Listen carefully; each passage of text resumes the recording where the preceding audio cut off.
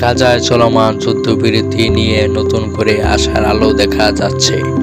কায়রোতে মিশরের মধ্যস্থতায় ইসরায়েল এবং হামাসের প্রতিনিধিরা আবারও বৈঠকে বসেছেন। আন্তর্জাতিক চাপ এবং মানবিক সংকটের মুখে উভয় পক্ষই স্থায়ী যুদ্ধবিরতির বিষয়ে আগ্রহ দেখাচ্ছে।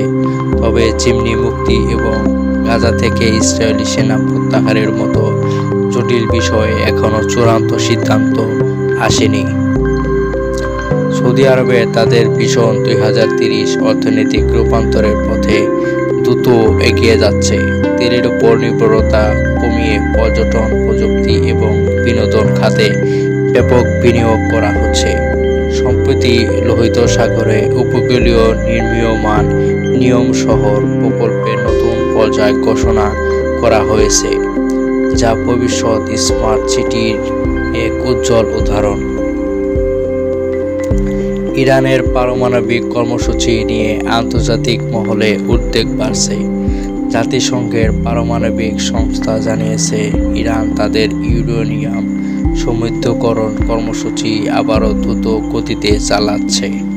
এর প্রতিক্রিয়া যুক্তরাষ্ট্র ও ইউরোপীয় ইউনিয়ন নতুন করে অর্থনৈতিক নিষেধাজ্ঞা আরোপের কথা বিবেচনা করছে, যা এই অঞ্চলের উত্তেজনা আরও বাড়াতে পারে।